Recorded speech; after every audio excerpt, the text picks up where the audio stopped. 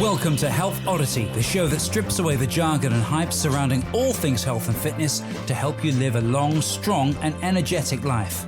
Lining up at the bar this week, here's Peter Lant, Paul Bassett and James St. Pierre.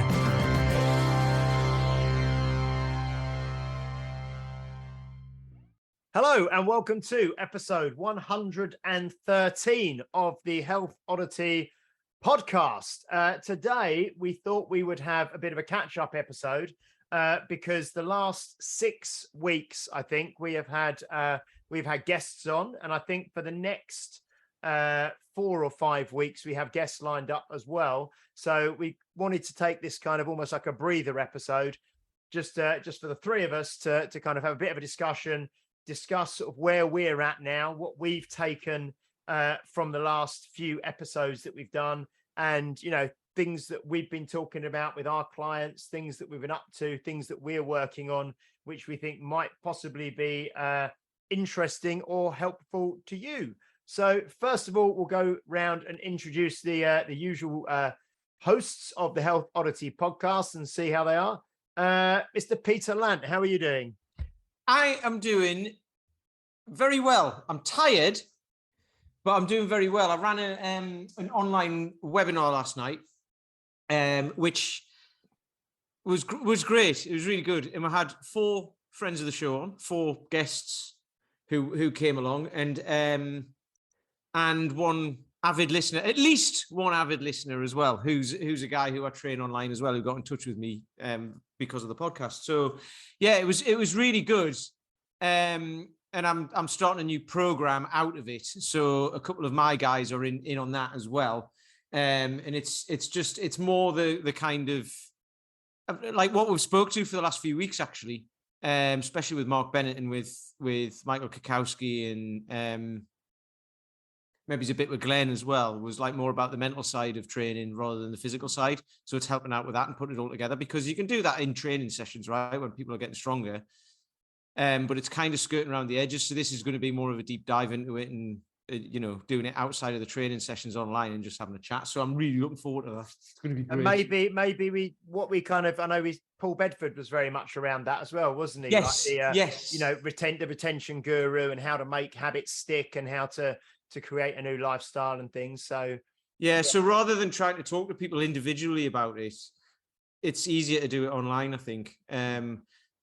And just go deeper into it, because then you can apply it to everything that you do in life, you know what I mean? So as we know, but not everybody sees that, do they? So it's that's what I'm going to be getting across. So I'm dead excited about it, because it starts on Tuesday.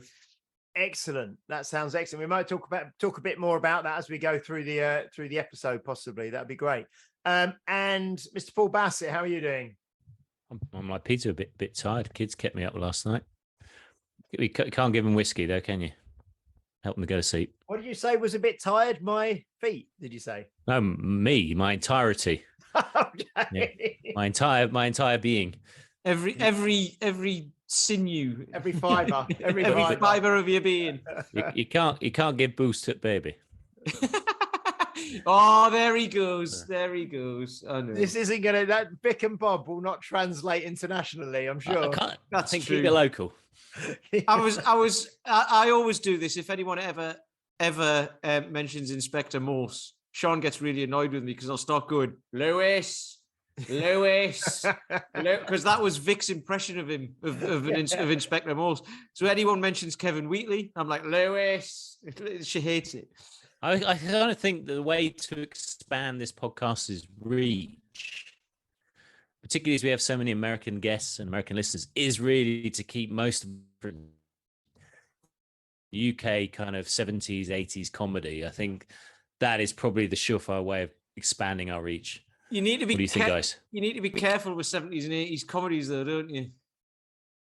When you really think about it. We have to, yeah. Well, let's not go there. Let's not go there. There's a great I mean, I don't know if you've seen on YouTube or Facebook, there's that thing where they dig up a time box, whatever. From the 70s. It's got like a Jim will fix it. Gary Glitter comes out. Yeah, a Jimmy Savile thing, Anyway, Rolf Harris. Yeah. Anyway, Yeah. let's move on. Yeah, Let's well, move on. Harris, that was it. Yeah. Okay. Yeah. So It's a knockout. yeah. So over Moving the on. last 6 weeks, then On that note, on that note, yeah, over the last 6 weeks, we've had some fantastic guests on. We've also obviously been working with our clients in our individual businesses as well. We've been kind of doing various things, like going to watch the kettlebell sport event that I went to with Pete, where I went to the Arnold at Birmingham NEC, where just done the Strong First course as well. So we come into contact with lots of different people, and we'll just have a bit of a conversation around those things. So we had Paul Bedford on, the retention guru. We had Glenn Weinstein, didn't we, from the KB6, I think, on Instagram, which was really good. Michael Kakowski from Strength Connection. Ryan Hurst, which you did a great episode, guys. I listened to that. That was really good without me on, with Ryan Hurst from GMB Fitness, Mark Bennett, and obviously most recently Rebecca Rouse. So yeah, we've had some great guests on recently. And I was just saying, the weekend just gone, I met up with a guy that we all know, I think, called Will or William Purdue Brun, as I said, Will. I don't know. Yeah, Will, that'll do, because I have no idea how to say his surname either. Yeah, Will from Cambridge. And we got talking actually about this notion of a physical pension, which I thought was really interesting. Something he's been talking to his guys about recently. Obviously, there's a lot in the media at the moment and stuff about finance and interest rates and what's happening with people's money and people's pensions and that sort of thing. And he talked about a physical pension. And it's very much kind of in line with what we talk about on the podcast most weeks. Where I know one of your sayings, Peter, obviously is, what does it look like in 20 years? Or we often say that what you do in this decade sets you up for the next decade and so on. But I really like that, especially working with lots of members who are in their 50s and 60s and beyond. But even for us guys in our 40s, now's really what we're doing now is going to really impact on how we are in our 50s and 60s. So I thought that was a really kind of powerful concept. I don't know what you guys think about that. I think it's hugely interesting, because I remember starting work and I was told, like, think about your pension when you start work. And I was like, why? I'm like 20, 22 or whatever it was. And it's like, no, it matters. And then unfortunately I knew that, and I didn't take much convincing of it. But what I find interesting, I've just thought of this, is the physical pension. So if you're building up your physical pension, what it'll do is actually help you save on your financial pension as well, because you're less likely to have to dive into that to pay for care, because you can care for yourself. So actually, wow, how many people are getting to an age, particularly our demographic, how many people are getting to an age where they're having to take care of elderly parents? I was about, so my mum's 78, and I went to visit her last weekend in Newcastle, and I've been a bit kind of concerned, because I'm like, can she still look after herself? She lives in the bungalow where I grew up, so it's perfect size for her and everything. And I stayed with her for a couple of nights, and she can still look after herself, so that's great. Because me and Sean were talking about, like, what happens, we're talking sheltered accommodation and stuff like that. And I was like, not yet. My mind's been put at rest for that. But the thing is, she's not necessarily really healthy and really mobile, but she's not unhealthy and unmobile. And she's never really drank much or smoked much or anything her entire life. So, she's going to live forever, as far as I can tell. So it's like, well, this becomes a thing that you got to but this becomes a thing that you got to think about, doesn't it? It's like, if she went in a home now and she's there for 20 years, like, somebody's got to pay for that, right? That's like a lot of money. So it's a huge consideration, and this is what people don't think about now. And like Paul's just said, you might have elderly relatives and all that, and you have to think about them. What about you? I mean, how far do you want to get down the line? There's a guy who I know as well, who I think it was his father-in-law was in his 80s. He was about 85 or something like that, and lived in Henley-on-Thames. Went out for a walk one day, felt a bit tired, just lay down by the river, by the Thames on the grass in the sunshine, and then didn't wake up. And I was like, what a way to go. He went out for a walk, so he was physically active and all that, and then his heart gave up. And I was like, that's how I want to go. Like, in the sunshine and all that, what a lovely way. Well, that's the thing, isn't it? That's what I can't remember if it's it was either Dan John or Mark Rifkind or one of those kind of guys said, in an ideal world, you live a long, healthy, active life and you just drop down dead, Exactly like that, yeah. Yeah, exactly like that. It's not the and we've spoke about this before on the podcast, the difference between lifespan and health span, and the difference between, quantity of life and quality of life. Yes. And, I don't think anyone wants to really live the last 20 years of their life,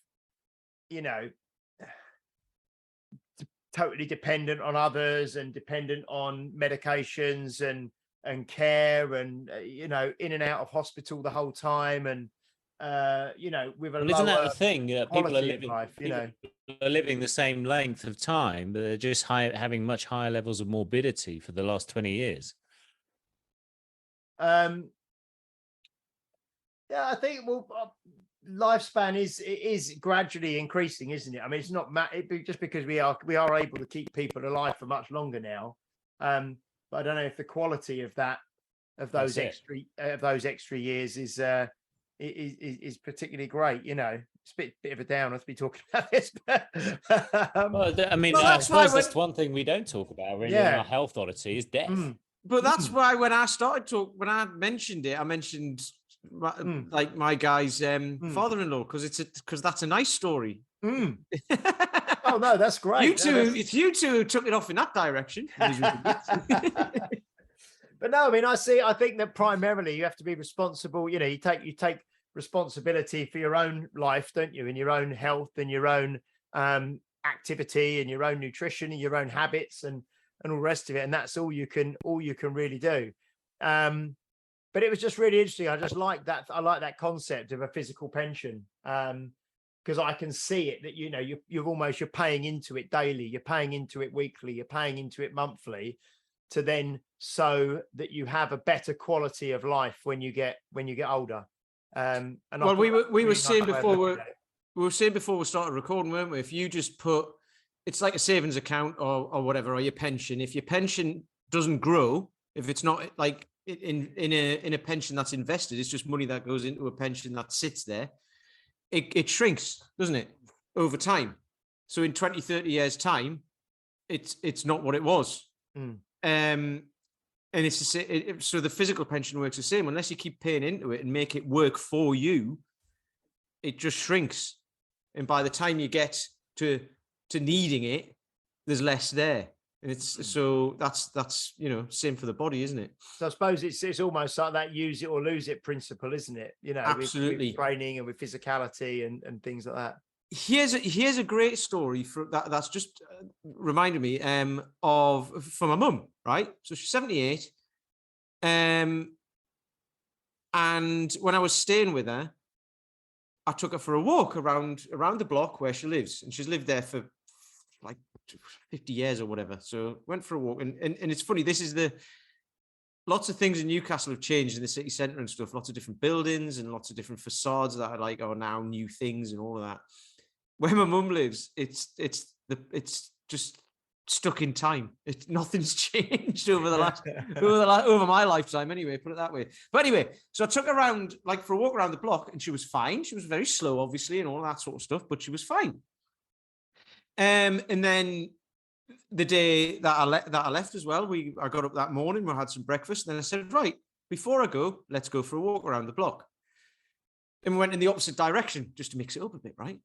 And she got talking to this lady, Mary, who she's known for years. And she used to work with Mary's son, I think. Honestly, these two little old ladies having a chat for about 20 minutes.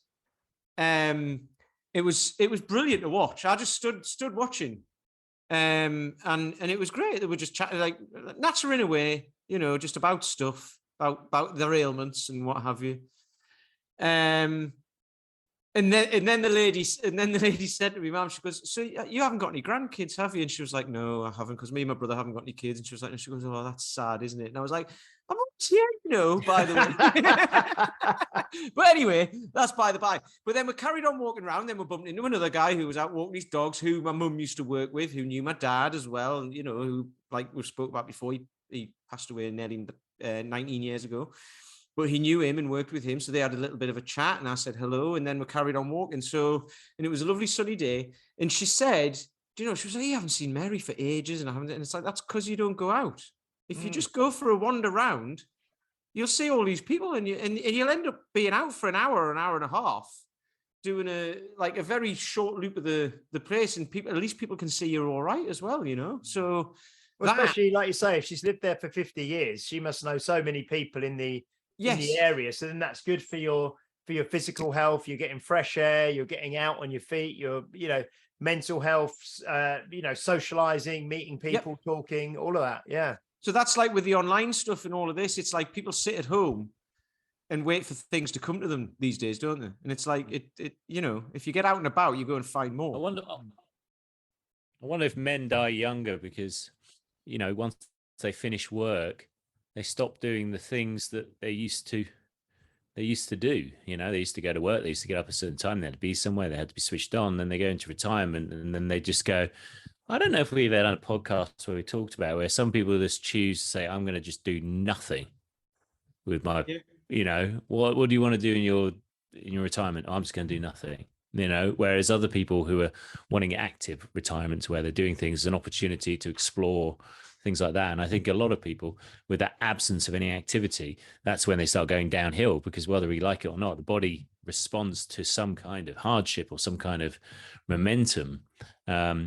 And in a traditional household, from say, particularly our parents' generation, we all know the dad would just never do the washing up, never do any of the clothes, never do any of the kind of household tasks other than when they were required to do so.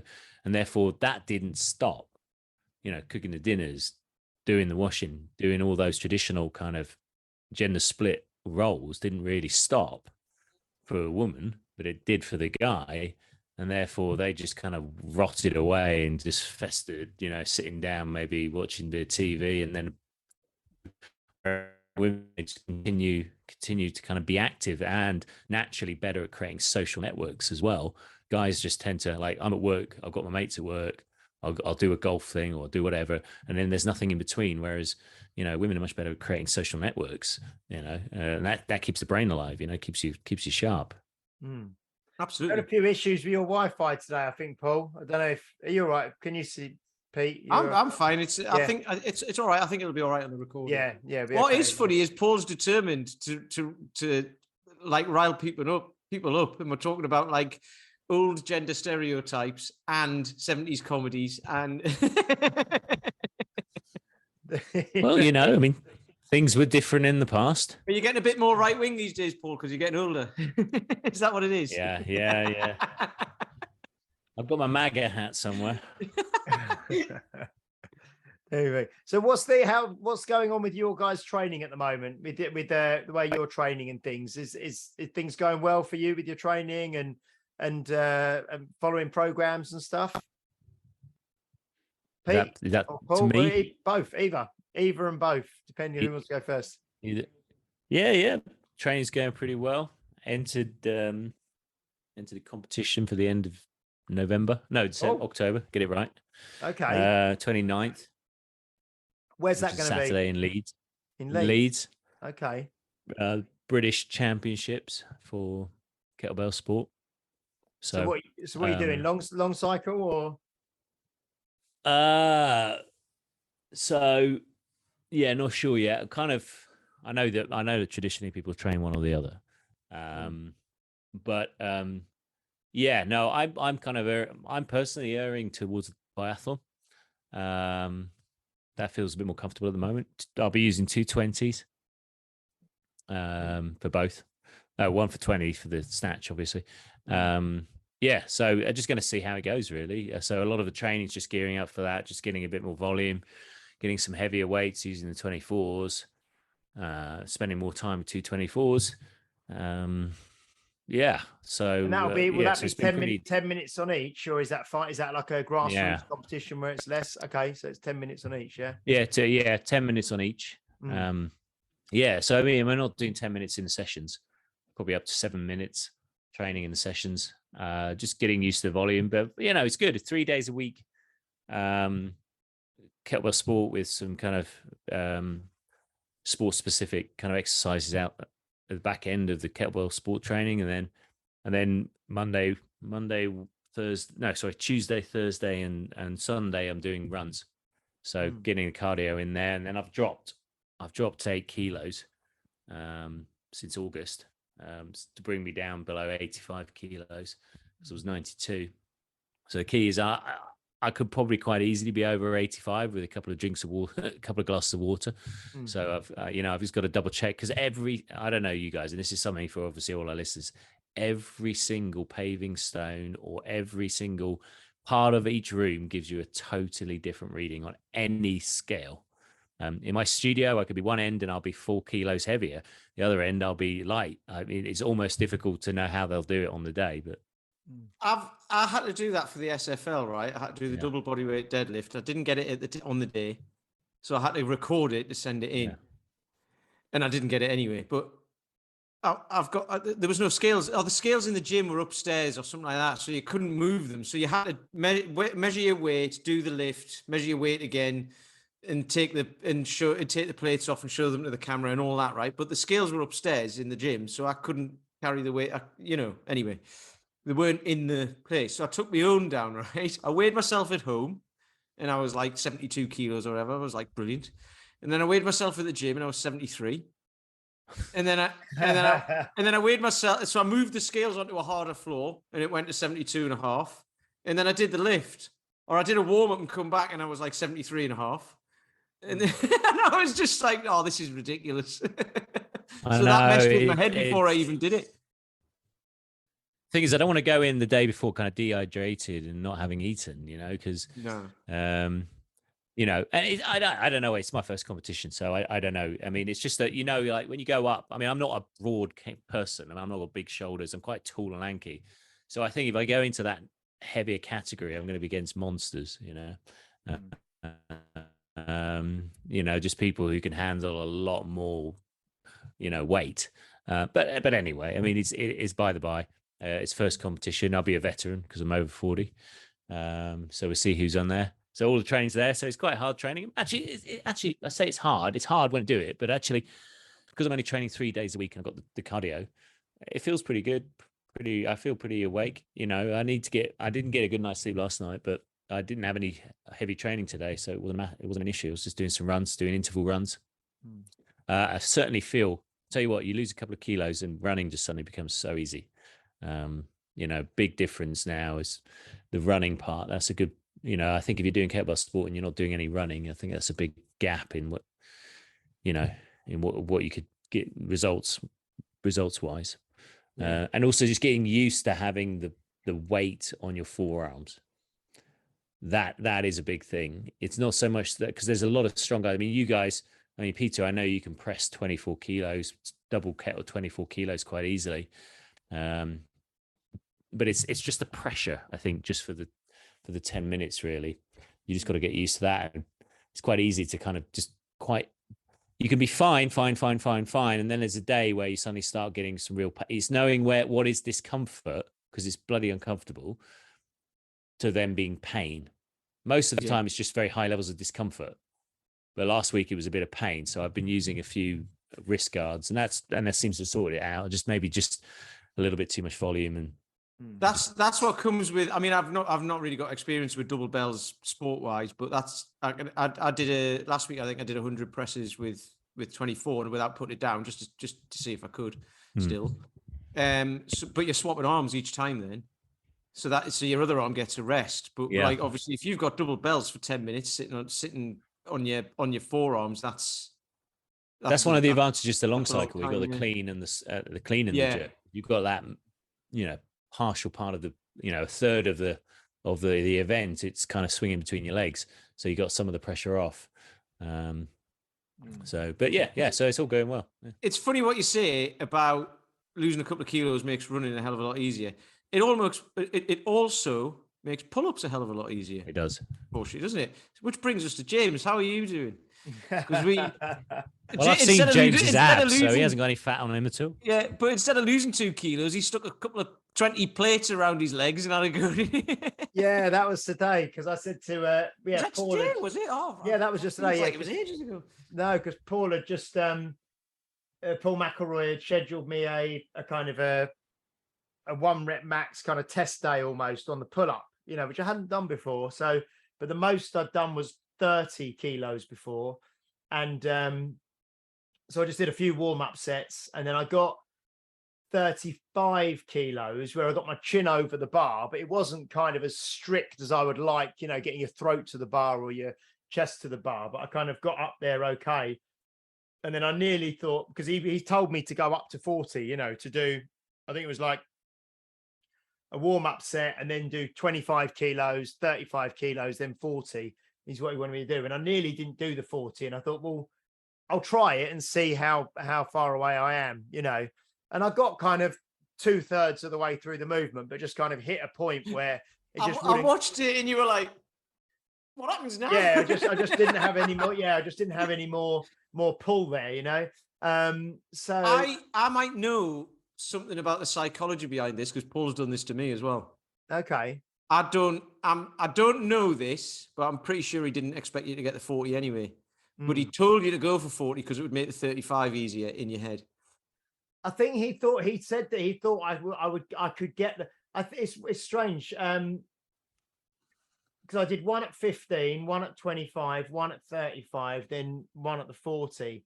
And I don't think I'm far off. I think my body weight might be a touch up at the moment anyway. So that might come, it was close. I reckon maybe if it was 38, I probably would have got it. Do you know what I mean? Yeah. I just know this because he's told me this before. So with pistols, he said, no, it was with the press. It was with the press. So I was going to press the 40 kilo just for one, which I've never done before. 36 was easy enough. Then I did 38, then 40. And then he said, then the 42, just like stick the 2 plates on 40 and then go for the 42. So I was like, okay. So I got the 40 and I was like, I'm not even going to go for the 42 because the 40 was hard. So I messaged him and he goes, yeah, I didn't expect you to get the 42, but it made the 40 easier, didn't it? Because like you were thinking, hang on, if I can get, if he wants me to get 42, I can't fail 40. Yeah. So it was the grind and got through it. He was like, he goes, now that I've told you that though, I'm not going to be able to use that again, am I? so, and then he's done something else psychologically with me and I can't even remember what the last one was, but it was another little trick like that. But it's one of those things that I've realized when we're doing lots of 10 sets of things, right? And the 10, you get to like the 8th set. So you did 10 presses with a 26, right? Yeah. You get to the 8th set and then on the 9th set, it's like, God, everything's feeling fatigued. So these last 2 sets are going to be hard. But if you had to do 11 sets, that might happen on the 9th set. Do you know what I mean? It gets into your head and it gets psychological, which is and I don't know. I love that about this stuff because there's a huge amount of psychology behind it. And which is how people can talk themselves out of getting stronger and what have you, and what they're actually capable of, rather than not switching that off, but just you can trick your brain very easily. Because this week I've got my pressing is 10 sets of 4 on all with the 28. So it's 10 sets of 4 on each side, which I've done, 10 sets of 5 on each side, and then 10 sets of 6 on each side, all with the 28 kilo. And the 4 feels tough because you get to the 4th one and because it's the last rep, but then the 5th, the 10 sets of 5 feels tough as well. And the 10 sets of 6, it feels tough. But when you're doing the sets of 6, when you get to rep 4, it doesn't feel hard, because you've still got another 2 to go. So I know exactly what you mean. 1 or 2 reps. And you can usually do it, but because you psychologically, it's like if you'd psyched yourself up to run a half marathon, and you finish the half marathon, and then they say, oh no, you've actually got to do a full marathon. You've got to do that again. Whereby if you know you're doing a full marathon, your mind is set for the full marathon and you pace yourself differently and it's different. Yeah. It's massive. It's massive. And I think the thing is, it's hard to get your head around. Hey, pardon the pun. It's hard to like kind of understand, isn't it? But the more training you do, and the further into this stuff you get, the more you start to realize that, and the more you realize how you can get and not trying to get more out of yourself by smashing it, because you know, like the way Paul talks, it's all about comfort zone and all that, and it's expanding your comfort zone without you even realizing it. One of my guys, Jed, shout out to Jed if you're listening, said to me one week, I was sending him stuff through, and he was like, I'm getting tired, and I was like, it's okay, we're nearly at the top of this cycle. And he was like, I feel like I'm overtraining. But you watched his training and he's not. You watch the videos and in his head, it'll feel like he's grinding something out. On video, it's like, bang, totally composed, bang, put it down, and then he's tired at the end. And I was like, don't worry about it. And previously, a few years ago, I would have been like, right, we'll step everything back. But because of my experience now, I'm like, no, you're not overtraining. And after next week, I know where it's going, and it'll drop down anyway, so it's fine. But what we're doing is not peaking, but we're hitting the top of this cycle. I get this a lot with the Amazing 12. Because a lot of the time people never trained consistently with progressive overload to a system where there is the same exercises, and they have never had to contend with the things that get real performance, which is recovery, eating well. They've never had it balanced in that way, because they've always just they may have had adherence to a 6-week program, or they may have done a bit of aerobics and pushed themselves and lost some weight, but they've never really trained. And when you train, you've got to distinguish the difference between pain, discomfort, tiredness, your comfort zone, your potential. And I think what we notice a lot on the Amazing 12, you know, just in terms of like the application to the average person who's not a personal trainer, is that people suddenly realize what they thought was a limit is no longer a limit, particularly when they're doing like their previous 10 rep max, or they're just doing a workout that they did right at the beginning, which they thought was hard. They're like, that's super easy. I mean, in terms of like when you're talking about when you're talking about working with a program, say a 3 months to 8-week program where you've got a bit of time to progress an individual on some lifts, this kind of comfort zone expansion method really, really works. But often when you're working with like most of my clients are on like semi-private, and where they book in twice a week. Sometimes they miss weeks. Sometimes you don't have the same person each time. Sometimes they're training with one of your colleagues or whatever. So I do these workouts called like plateau busting workouts. They don't really have that title, but that's essentially what they are, where, like, for example, when we're swinging kettlebells, it's so easy for a lot of our clients to get into very comfortable routines. It's like, okay, so we're going to pick a medium-sized kettlebell because we're going to be going for this. We're going to do this AMRAP, or we're going to be doing 10 sets of 10, and they'll always go for the same kettlebell. And that's the kind of that's my medium effort kettlebell. What is it? Oh, it's a 12 or whatever. So what I sometimes do is I do these ones where we either play with different kinds of variations of the exercise.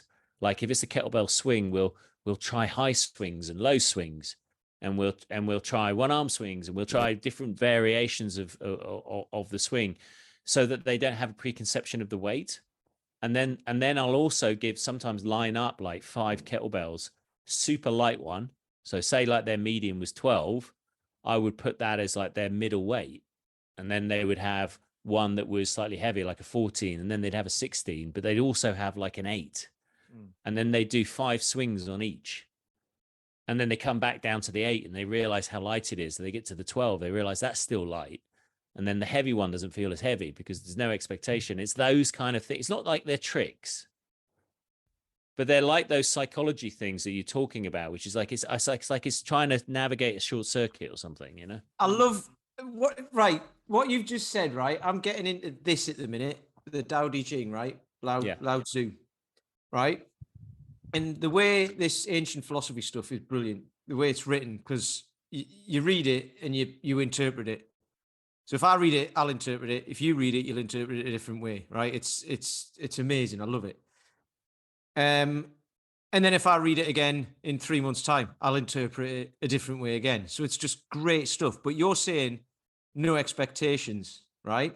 So it's funny this as well, because in lesson 1 of it, or in chapter 1, and actually when this was all one text, the 81 chapters in it, it was all one text. It turned into 81 chapters in the 60s by scholars, apparently, because it was easier to digest. right? So people then, you can then start getting into like, well, this is what the numbers mean and all that. And it's like, they don't mean anything because they were made up in the 60s by splitting it into chapters, right? Anyway, I learned that this last few weeks. So it's like, you can be told something about how numbers mean things and all that, but do they really in the real world? But anyway, in the first chapter of it, empty of desire, perceive mystery, right? Filled with a desire, perceive manifestations, right? So to me, that says empty of desire. So you've got no expectation, no desire. You're just going to go in. It's mystery. You don't know what's going to happen. You're just going to lift the thing and see how it goes. It is what it is.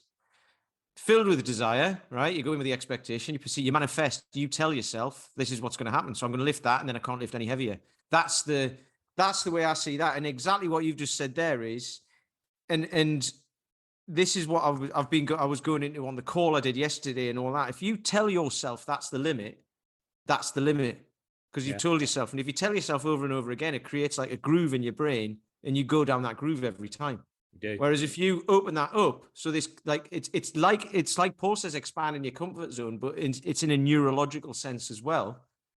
That's why I get people to do presses with a slam ball. Yeah. Because it's like this open hand. It's like, well, I mean, is a 5 kilo ball press? You don't know. Is that tough? Is that easy? Is it? I mean, because there's more to consider. Is a bottoms up press at 8 kilos? Is that a heavy press? I don't know. It might be heavy for you.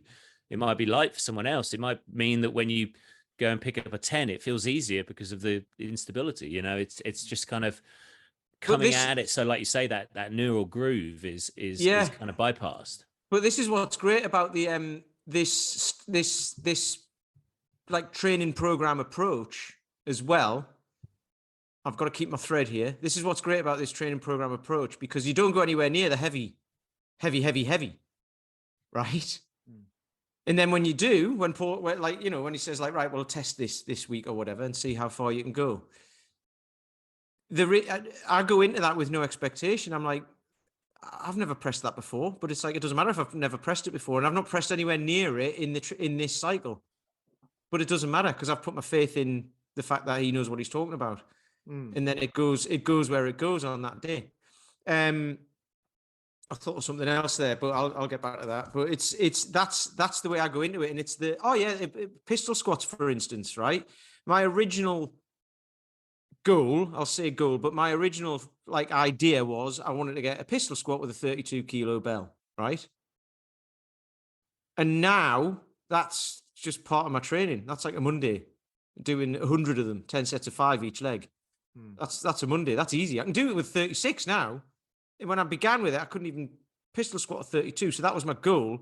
My expectation now of my limit is I don't even know where it is, and I don't care. I've got no expectation. That's the mystery. The mystery of it is, where can I go with this? And there is, of course, there's a limit, but I don't know what it is. And you can apply that to absolutely anything. So what I've therefore done is, instead of telling myself there's a limit, I've changed the story. So there is no limit. And then there's the mystery, and you just carry on and see where it goes. And I'm starting to discover all of this stuff fits together, and this is from a text that was written anywhere between 3,500 or 2,000 years ago or whatever. Nobody knows, do they? But it's all there. It's great. What I also wanted to ask Paul, actually, because I don't know I don't know about the Amazing 12 because I've not done it or learned it or anything like that. But obviously there's a nutrition element to it as well. And the way I don't get coached by Paul off anything about nutrition or anything like that, because I haven't got a body goal. I'm just getting stronger, right? But what I tend to do is, when the weights are lighter and the sessions are easier, I actually eat less because I don't need it, and my recovery is fine. And then as it gets heavier, I start to think, right, I'm getting tired now, so I just eat more. I stay the same weight. We spoke about this with Rebecca on the last episode. Last week, yeah. And like a homeostasis. And I don't put weight on, I don't lose weight, I just get stronger. Based body weight to body weight ratio. Yeah, your body's using those extra calories for those harder workouts, isn't it? And it's building strength and yeah. So I was just interested to hear how obviously you don't have to go into it deeply, but how the Amazing 12 copes with that. So essentially what we're doing is we're taking people who perhaps have never had any focused training before and have an aspiration to make some significant changes. Obviously, the program applies to loads of different people. So personal trainers have done the program, semi-professional athletes, professional athletes have all done the program. And the principles apply the same to everyone who walks in through the door.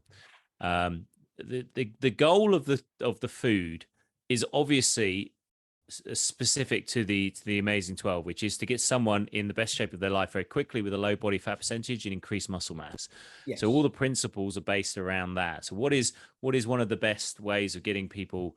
You see, the way we think about it is kind of you got to eat yourself into a transformation rather than starve yourself into it. So rather than having that Tom Hanks Castaway look where we've got a very low body fat percentage but very little muscle, the idea is that the training is at the center of this to build the metabolic machinery and the framework that looks aesthetic and can function with high levels of athletic ability. So in order to do that, we need to have the kind of food volume and the kind of food quality that will allow that to happen. So the way the program kind of gets people involved in that process is for many people, it's a 360. And a lot of people have never brought any attention to their diet ever, or in certainly never towards a specific goal. And even most programs will just work on a calorie deficit. So the program is not based around you need to be in a specific calorie deficit or a specific, you can eat whatever you want as long as it's in a calorie ceiling and any time of the day, as long as you're in your calorie target. It's specific around getting you to eat enough meal frequency, just like a bodybuilder or an athlete would have, which is, you've got to have adequate protein. The quality of your food is very, very high. And at the core of it, really, there's a couple of phases to the program, but the first phase is about just really introducing those people to eating really well, eating for performance, eating for a transformation, which is its sole goal. And again, eat yourself into it. So we've got to have enough food, but we've also, for many people, got to be in the deficit. So then we're just playing with the macros with protein at the center. And then the first kind of 4 weeks is really about getting people into the habits of eating well. So we've got the meal frequency there. We've got protein at a core. The food quality is high. There's an approved list of foods to keep it very simple. We apply those things and people get into the habit. The second phase of the program is about really just getting people into that kind of more accelerated fat loss, where we are kind of working with some cycling of carbohydrates and higher and lower protein intake. There's a high amount of water intake for recovery. There's not really any supplements in the sense of like, you must this brand is the one you need to take. People can use whey protein if they want. People can use fish oil, stuff like that. So there's no real like, okay, we're going to hard sell you a load of supplements that come from this company only. That's not really about that. So it is really food first approach. I was going to say, you're missing a trick there. I know, but everyone does. I mean, I've thought about it, but the key is get yourself an affiliate link, and then you'll make like 20 pence. You make 20 pence, exactly. So it's not even worth me doing, because of the amount of effort I do.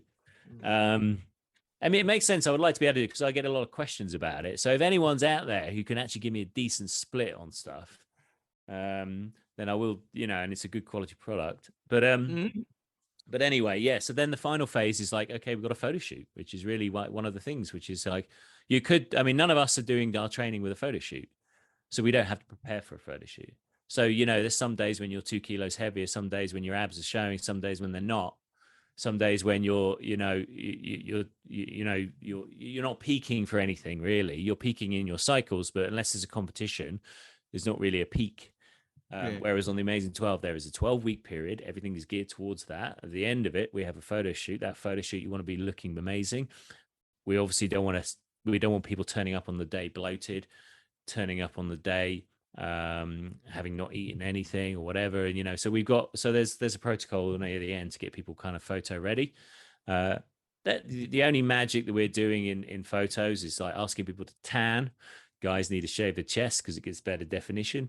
You wear some good trousers and underwear because you might see your boxer shorts at the bottom. Wear a sports bra that looks great. Other than that, it's kind of I think what we're doing really is applying the principles of good eating, which for many people seems extreme because they're eating popcorn at night and they're drinking as much alcohol as they feel they want to eat, and they're snacking on whatever they want. So of course anything that's kind of focused and disciplined is going to seem as an extreme diet, but really all the foods is like chicken, rice. We even when we go into our higher fat phase, lower carbohydrate phases, we're eating bacon, we're eating beef, we're eating loads of great quality food. It's just that most people aren't used to preparing their food on a daily basis and having a plan. I was just interested in it because I obviously don't know what the protocol is, and just interested in the way I said, the way I do it. I eat less when I'm lifting less, and I eat more when I'm lifting more, and it's quite intuitive, and that suits me. I'm not ripped. I'm not massive. I can't see my But the diet's the same if we train 5 days a week or 3 days. Yeah. But I can sort of see my abs sometimes, and sometimes not when I'm doing pull-ups in my pajamas outside. But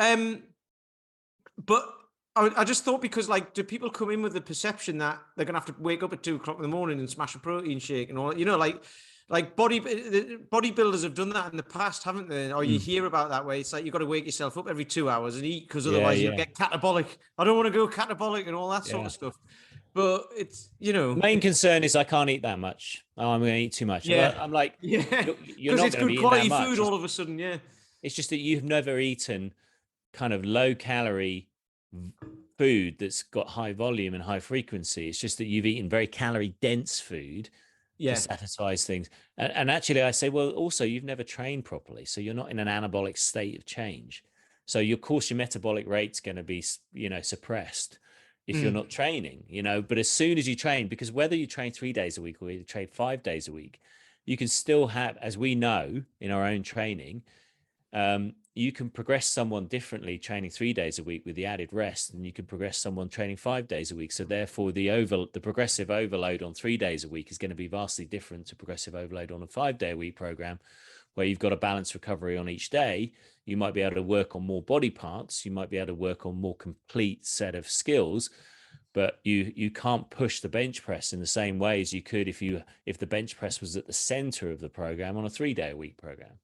So you don't all have to about worry that. about shoulders.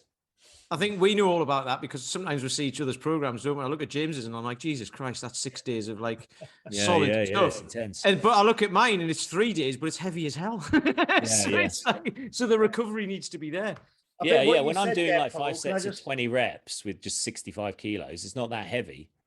Whereas I know that there's someone out there, particularly people who listen to this podcast, will probably get 65 kilos, nothing, where they're doing like 180 kilos for 3 or 200 kilos for 3 or whatever it is, and that's a very different metabolic and systemic effect, but it's also a different training. There's a different training outcome, doing 5 sets of 20 is never going to get you to a three rep max with, you're just not used to that, generating that level of tension, But I think it would probably work the other way. I think if you're good at doing 180 kilos for 3 reps, I think 65 kilos for 5 sets of 20 is going to be pretty easy, But I think it probably does work both ways. Like when Paul says that, in relative to you as an individual, because like he says, when your any rep max goes up, your every rep max goes up. And for you to be doing sets of 20 with 65, if you were to just come down to start doing sets of 3 to 5 reps. No, I have done that. The weight that you could handle for that would be substantially more than it could have been in the past. It feels lovely doing sets of 5 and 3. Even if it's 10, 20 kilos heavier.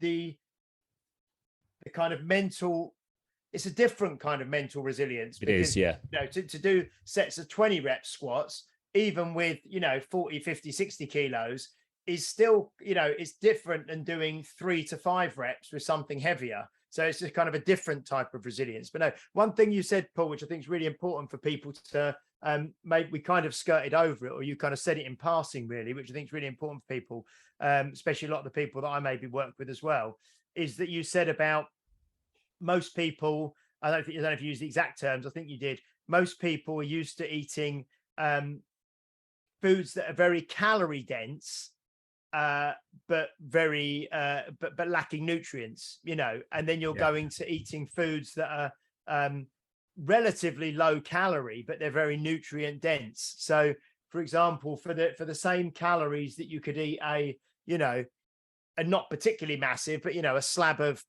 Cadbury's dairy milk or something, in terms of total calories, which is all just sugar and fat, really, you could probably eat 2 decent size rump steaks or something, or a steak and a jacket potato or something for the same calories, but you're getting so much it doesn't go that well with ice cream though.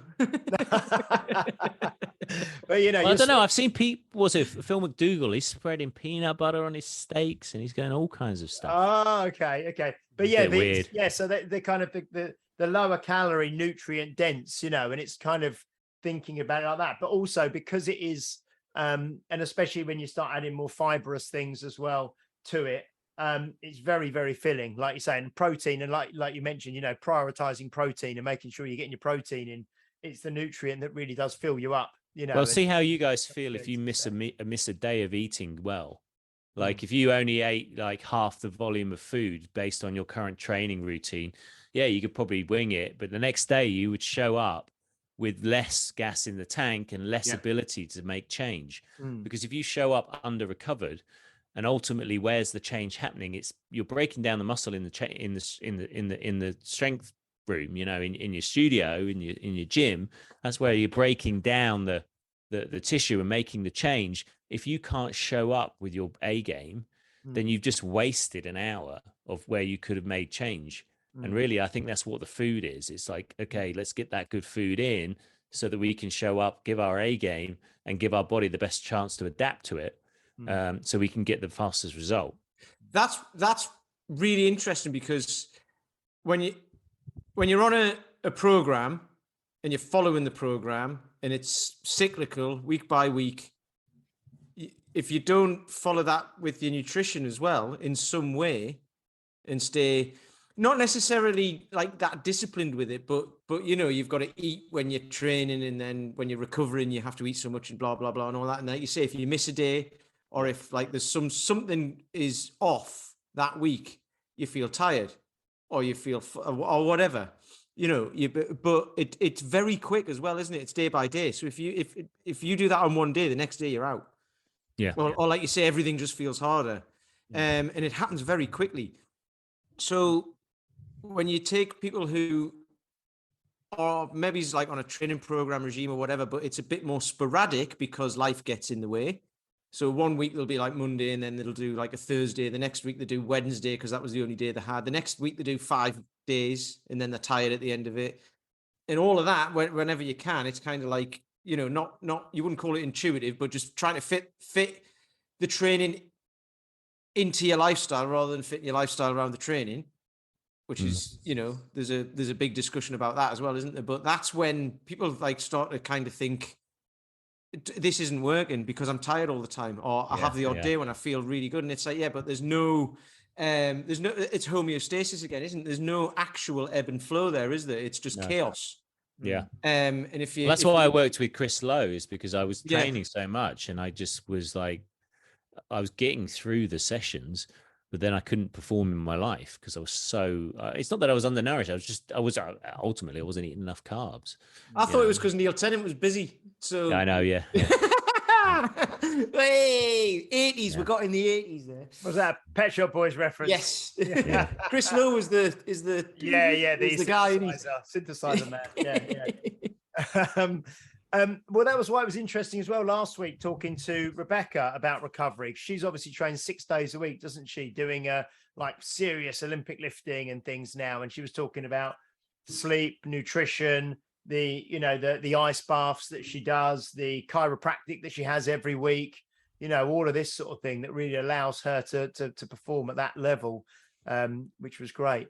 Well, I think it might be a good opportunity to kind of wrap up there, guys, if that's okay. I think that was I wasn't really sure where it was going to go, but it's quite nice actually, just talking a bit about training and about diet and about what's going on with us, and the physical pension stuff I think is really important. And I think we're not really doing this with the idea or the concept or the principle of physical pension at the forefront of our minds, but that is what we are doing by being physically active and by following this lifestyle now in our 40s.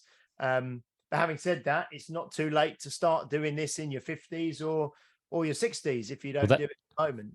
That was the advice that Stuart McGill gave Glenn, wasn't it? It's like, hey, you're never going to be the strongest in the gym, you're never going to be strongest globally, with the deadlift or whatever, but you can be the guy that has the highest level of function into the 70s and 80s, and and that's the way you should think. Mentioning Glenn, I want to say thank you to Glenn, by the way, if he's listening. If he's not, I'm putting it out into the world anyway because it's a good thing. But one of my friends, who I've known for like 30 years, she's got prolapse discs in her back and she's in pain. She's had to move out of her house because she's got like a boyfriend and kids, and he's looking after the kids and he's doing his job as well and all that. So she was like, well, I'll move in with my parents for a while because otherwise you're gonna have to look after me as well, and that's too much. So I'll go in with them. So she's in pain. It hasn't only just happened, but she's only just started being in pain, and then she's going for an MRI and stuff. So I got in touch with Glenn and I was like, do you know anybody? Because this is up in Newcastle. I was like, do you know anybody up there? And he said, no, I've checked the website, the Fit Pro website, BackFit Pro website, and I could only find one person in the UK who's in London. Glenn's not even on there. So I was like, okay, how does that work? So Glenn said if she wants to do an online consultation, if he can do it, basically he doesn't know if he'll be able to help or not, but he said, and he said he's willing to help, and this is the power of doing this stuff and the power of using online for good and using social media for good and all that, and I just love that. So I just wanted to say thank you to Glenn. I've said thank you to him obviously personally already, but I just wanted to say it on here as well, because I think this is what I really like about doing this thing and expanding your network of people and just talking about this stuff, because it brings more awareness to it. And then all of a sudden people know where to go and what to do and who to see and where to look for things. So it's great. No, that's brilliant. Brilliant. I don't think there's any probably wrapping up required from us. We've been talking the whole time, haven't we? So all I'll say, guys, is next few weeks, like I said, we've just had sort of a run of 6 guests in a row. Just a catch up kind of breather episode with the 3 of us this week. We got some really great guests coming up. We've got 4 lined up, like I say, I think for the next 4 weeks, including 3 fantastic women that we got lined up. We've got Donna Moore, who's going to come on, who's the 3 times world's strongest woman, who I watched a documentary with Steph at the weekend called Don Strong. It's on Apple TV, it's on Amazon Prime, and I just reached out to her after watching it, and she's going to come on. So I've just got to get that date set up. We've got Megan Calloway coming on from Vancouver in Canada. We've got Vicky Causa coming on from the UK. So we've got some really, really good guests coming up. We got Adam. Yes, Pete? I've just thought I'm going to watch Heat. I'm going to watch Heat tonight, and then I'm going to hit up Robert De Niro and Al Pacino. We'll get them both on together, shall we? Seems to be how it goes, doesn't it? And then we've got Adam Meekins as well coming on. I can't remember the order of these guests, but these are all coming up over the next kind of 4 weeks. So some great guests. So yes, thank you all for listening. Thank you for tuning in, week out. Thank you for your feedback as well. We do get lots of feedback on the podcasts, either in person or via comments and messages and things. It's great to hear. All the episodes are not for everyone, but I think we have certain episodes that really resonate with lots of people, and everyone gets something out of some of them. So yeah, thanks for all of your feedback. Please do like, share, subscribe, leave a review if you can. and join the Facebook group. Just go into group, search Health Oddity, and click on join me. I think we've had a few people joining the last week. I've seen have been let in. They haven't been let in by me, but they've been let in by somebody else because I've sort of seen they've come in. So so yeah, come in. The bouncer. Yeah, Pete's the bouncer. He lets you in. Okay, so that's brilliant. So until next week, I think next week we do have Megan Calloway, who is a fantastic trainer from Vancouver in Canada. She's been featured in New York Times for her, I think it's called Perfect Pull-Up Program, or and Perfect Push-Up Program. Really great trainer. That would be very interesting indeed. We will see you next week. Take care. Bye-bye. You've been listening to Health Odyssey with Peter Lant, Paul Bassett, and James St. Pierre. To get your regular fix of hype-free health, you can subscribe and leave a review wherever you get your favorite podcasts. You can find out more on today's and other topics at healthodyssey.com or find us on Facebook or Instagram by searching for Health Odyssey.